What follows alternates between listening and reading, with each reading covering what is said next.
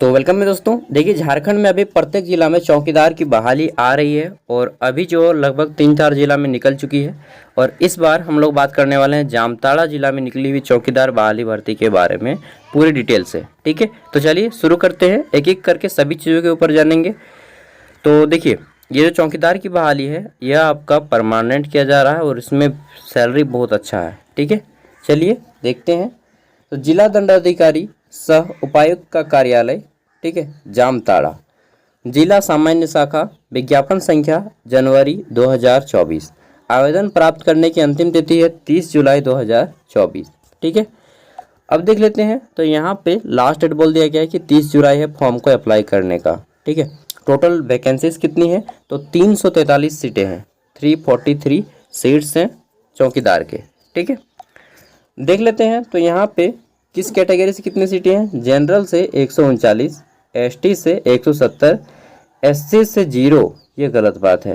ठीक है, अत्यंत पिछड़ा वर्ग से भी 0, ये भी गलत बात है। पिछड़ा वर्ग से भी 0, ये भी गलत बात है। आर्थिक रूप से कमजोर वर्ग के लिए 34 और कुल मिला के 343 सीट्स यहाँ पे अवेलेबल हैं।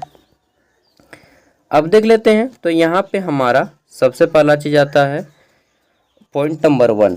ठीक है, तो बोला गया है कि पद चिन्हीकरण हेतु विभागीय आदेश मार्गदर्शन प्रत्यर्पण नियुक्ति प्रक्रिया प्रारंभ की जा रही है। मार्गदर्शन प्राप्त होने एवं अन्य न्याय अपील आदेश अनुसार आलोक में आवश्यकता अनुसार ये जो पदों की संख्या है घटाया भी जा सकता है, बढ़ाया भी जा सकता है और वैकेंसी को रद्द भी किया जा सकता है, ये चीज़ बोला गया है। ठीक है, पॉइंट नंबर 2 में बोला गया है कि कोटिवार जितने भी सीट्स हैं बीट संख्या के आधार पर भरे जाएंगे। ठीक है, परिशिष्ट 1 में संलग्न है। अभी मैं बीट संख्या बता दूंगा क्या होता है।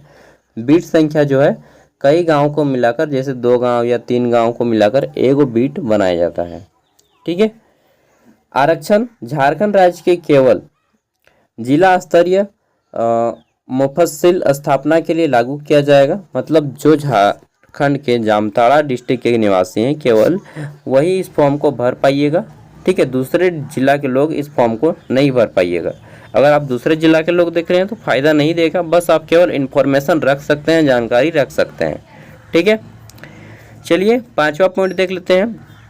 1 मिनट, 4था पॉइंट, कौन भर पाएगा, कितना पढ़ा लिखा होना चाहिए? तो देखिए, इस फॉर्म को भरने के लिए आपको मिनिमम कम से कम 10वीं बोर्ड परीक्षा आप पास किए हों, तभी आप यहाँ पे फॉर्म भर पाते हैं। ठीक है, साथ ही यहाँ का जो स्थानीय भाषा है वो आपका नॉलेज होना चाहिए। ठीक है, और यहाँ पे बोला गया है कि आपका 1 जुलाई 2024 से पहले आपने 10वीं पास किया हो तभी आप यहाँ पे फॉर्म अप्लाई कर पाइएगा। मतलब जो बच्चे 2024 में 10वीं पास किए हैं, अगर वो उनका भी एज 18 है तो वो भी फॉर्म अप्लाई कर सकते हैं। ठीक है, क्योंकि सबका रिजल्ट 1 जुलाई से पहले आ गया है। कम से कम उम्र 18 वर्ष है, अधिक से अधिक उम्र 35 वर्ष जनरल कोटा से। ठीक है, AWS से 35, बाकी सब में देख सकते हैं अलग अलग एज रखा गया है। ठीक है, और एज की जो काउंटिंग है, उम्र की गणना, वह 1 जुलाई 2024 के आधार पर किया जाएगा। ठीक है, अब देखिए 6 नंबर पॉइंट में क्लियरली बता दिया गया है कि अभ्यर्थी को संबंधित बीट क्षेत्र का निवासी होना चाहिए, अनिवार्य होगा, जिस बीट के रिक्ति के विरुद्ध वे आवेदन कर रहे हैं। अगर मान लीजिए आपके गाँव में किसी भी बीट में नहीं है तो आप जो है एलिजिबल नहीं हैं। उस कंडीशन में ऐसा कहीं पर भी नहीं लिखा गया है, लेकिन आप एलिजिबल नहीं हैं। ठीक है, क्योंकि इनडायरेक्टली बोला गया है ये 6 नंबर पॉइंट में। अभी चलिए मैं बताऊंगा, समझने में दिक्कत हो रहा होगा। 6 नंबर पॉइंट बोला गया है कि अभ्यर्थियों को साइकिल चलाना आना चाहिए। ठीक है, चौकीदार के पद पर नियुक्ति जिला स्तरीय होगी, उनका जो स्थानांतरण है आपका जिला में ही होगा। ठीक है, जिला से बाहर नहीं किया जाएगा। नियुक्ति की प्रक्रिया कैसे होगा? तो सबसे पहले आपका जो है एग्जाम होगा। ठीक है, चौकीदार के रिक्त पद पर नियुक्ति हेतु आवेदन पत्र उपायुक्त जामताड़ा के कार्यालय में आमंत्रित किया जाएगा। मतलब ऑफलाइन फॉर्म भरना होगा। नियुक्ति संबंधित प्रकाशित विज्ञापन संबंधी अंचल प्रखंड कार्यालय थाना में भी देखा जा सकता है। साथ ही व्यापक प्रचार में कम से कम 2 स्थानीय समाचार पत्रों को शामिल किया जा जमा ही आ गया था। ठीक है, तो आपको न्यूज़ जो है वेबसाइट से मिलेगा और आपको न्यूज़पेपर से मिलेगा। ठीक है, लेकिन न्यूज़पेपर में बाद में आता है, वेबसाइट में पहले आता है। जैसे कि मैं अभी दे रहा हूँ वेबसाइट का है। ठीक है, लिखित परीक्षा की बात कर लेते हैं। तो सबसे पहले आपका एग्ज़ाम होगा, इसमें 50 मार्क्स का एग्ज़ाम होगा। ठीक है, और जो हाईएस्ट रैंक करेंगे और इससे 3 गुना उम्मीदवारों को लिया जाएगा जितनी वैकेंसी है। ठीक है, कितनी वैकेंसी है? 343 या कितनी है? चलिए एक बार देख लेते हैं। तो टोटल वैकेंसी से हमारी 343, इसका 3 गुना। ठीक है, इसका 3 गुना कैंडिडेट को, मतलब 3 4 3 3 4 4 12, लगभग 150 कैंडिडेट को यहाँ पे सबसे पहले लिया जाएगा। ठीक है, 3 गुना कैंडिडेट को किस लिए शामिल किया जाएगा? तो ये देखिए 1/3 सबसे पहले एग्जाम होगा। एग्जाम में 3 गुना कैंडिडेट को जितने सीटें हैं उसका 3 गुना, 343 का 3 गुना कैंडिडेट, लगभग 1000 प्लस कैंडिडेट को यहाँ पे सिलेक्ट किया जाएगा। ठीक है, किसके लिए? दौड़ के लिए और शारीरिक परीक्षा के लिए। मान लीजिए आप भी एग्जाम में पास हो गए। ठीक है, अब जो है आपका क्या होगा? तो सबसे पहले शारीरिक जांच होगा, हाइट चेक किया जाएगा। जनरल कैटेगरी का 160 सेंटीमीटर हाइट होना चाहिए। ओबीसी पुरुष उम्मीदवार, जनरल ओबीसी दोनों का 160 सेंटीमीटर। एसटी एससी पुरुष उम्मीदवार 155 सेंटीमीटर और सभी कैटेगरी महिलाओं के लिए 148 सेंटीमीटर आपका हाइट चेक करना होगा। ठीक है, तो जब आपका हाइट चेक कर लिया जाएगा, मान लीजिए आप हाइट में भी ठीक है, तब आपको जो है वहाँ पे फिर दौड़ कराया जाएगा। ठीक है, एग्ज़ाम हो जाएगा, उसके बाद एग्ज़ाम 1.5 घंटा का होगा। कितना घंटा? 1.5 घंटा 50 नंबर का। अब आपका दौड़ कराया जाएगा और आपका अदर सारी चीज़ें कराई जाएंगी। सबसे पहले यहाँ पे पुरुषों की दौड़ है, तो पुरुष की दौड़ है 5 मिनट या उससे पहले अगर आप कंप्लीट कर लेते हैं तो आपको 20 मार्क्स मिलेगा। ठीक है, और 5 मिनट से 6 मिनट के बीच में करते हैं दौड़ कंप्लीट तो आपको 10 मार्क्स मिलेगा। अब बात है कि दौड़ना कितना होगा, तो दौड़ना आपको 1 मील होगा। दैट मीन्स कि 1680 मीटर की रेस लगाई जाएगी। इसमें से जो 5 मिनट में कूद लेगा, ठीक है, उसको 20 नंबर, जो 5 से 6 मिनट उसको 10 नंबर, और जो 6 मिनट से ज़्यादा लेट करेगा उसको निकाल दिया जाएगा। वहीं महिलाओं को 1680 मीटर की रेस यानी कि 1 मील की दौड़ जो है आपको 20 अंक दिया जाएगा। अगर आप 1 मिनट, ये गलत है, महिलाओं का गलत है। महिलाओं का होता है 8 मिनट। ठीक है, 8 मिनट या उससे पहले करते हैं तो आपको 20 मार्क्स, 8 से 10 मिनट करते हैं तो आपको जो है 10 मार्क्स। ठीक है, 10 मिनट से ज़्यादा टाइम लगाते हैं तो आपको बाहर कर दिया जाएगा। यहाँ पे टाइपिंग मिस्टेक किया है जो भी है ये सूचना विभाग। ठीक है, मैं डायरेक्टली बता दे रहा हूँ ये टाइपिंग मिस्टेक है, क्योंकि मैंने इससे पहले 3-4 होमगार्ड चौकीदार का वीडियो का बनाया है और अलग अलग जिला में ये टाइमिंग 8 से 10 मिनट है। ठीक है, तो यहाँ पे ये गलत लिखे हैं, अधिक समय लेने वाले।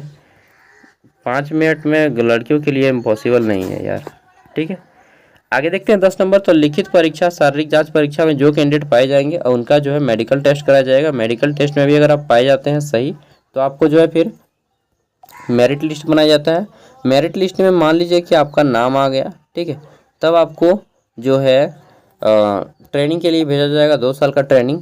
और अगर आप में से कोई चौकीदार हैं पहले से, तो मान लीजिए आपने 5 साल चौकीदारी किया है तो आपको 10 नंबर एक्स्ट्रा मिलेगा। ठीक है, प्रत्येक साल के हिसाब से 2 नंबर, प्रत्येक साल के हिसाब से 2 नंबर दिया जाएगा। अब यहाँ पे देख लीजिए तो आपका वेतन जो रहेगा 1800 ग्रेड पे, दैट्स मीन्स कि आपका जो ग्रुप डी का स्टाफ होता है, रेलवे ग्रुप डी या एसएससी एमटीएस का, उसके बराबर मिलेगा। मतलब 18,000 से लेकर के 53,000 के बीच में सैलरी रहेगा। तो सैलरी कम नहीं है बॉस, ठीक है ना, सैलरी बहुत ज़्यादा है। चलिए आगे देख लेते हैं। तो फॉर्म अप्लाई करने का लास्ट डेट कब है?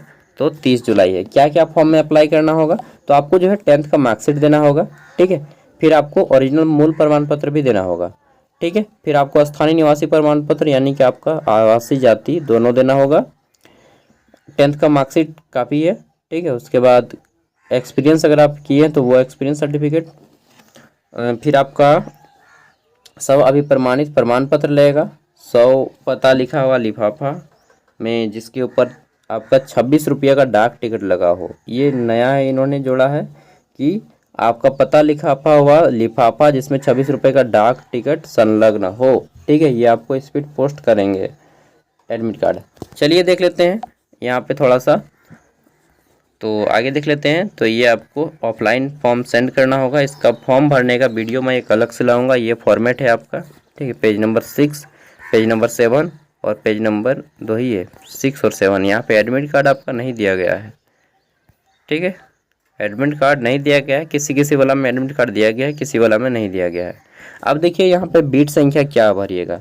बीट संख्या देख लीजिए, तो ये जैसे जामताड़ा है, अंचल का नाम है, सबसे पहले बीट संख्या है, बीट संख्या से संबंधित गांव। ठीक है, और कार्यरत चौकीदार का नाम यहाँ पे रिक्त है। मान लीजिए जैसे आपका गांव काला झरिया है, ठीक है। तो काला झरिया जामताड़ा प्रखंड में आता है। ठीक है। अब जैसे यहाँ पे सीट रिक्त है, यहाँ पे बीट संख्या क्या है, तो आप लोग इस तरह से दे दीजिएगा, बीट संख्या इसका 2 है। ठीक है, ये इस तरह से। अब जैसे मान लीजिए आपका गोपालपुर है। ठीक है, तो गोपालपुर का बीट संख्या क्या है, 3-1। जैसे आपका यहाँ पे सहपुरा है, सॉरी सहरपुर है चाहे रघुनाथपुर है। ठीक है, आप दोनों का बीट संख्या हो जाएगा 2/1, ये आपका बीट संख्या है। मान लीजिए आपका गांव का नाम ही नहीं किसी बीट संख्या में, तब क्या कीजिएगा, तब आपके गांव में वैकेंसी खाली नहीं है। ठीक है, और ऐसे भी अगर आप ज़बरदस्ती भरना चाहते हैं तो आप अपने अगल बगल के गांव से भर सकते हैं, लेकिन ज़्यादातर संभावना है कि आपको रिजेक्ट कर दिया जाएगा बाद में। ठीक है, क्योंकि 6 नंबर पॉइंट में लिखा हुआ था कि गांव उसी बीट का होना अनिवार्य निवासी होगा। ठीक है, तो चलिए जो भी थे मैंने सब कुछ बता दिया। अब इसका एक अलग से वीडियो लाऊंगा जिसके ऊपर मैं बता दूंगा कि इसका फॉर्म कैसे भरना है। ठीक है, थैंक यू, बाय।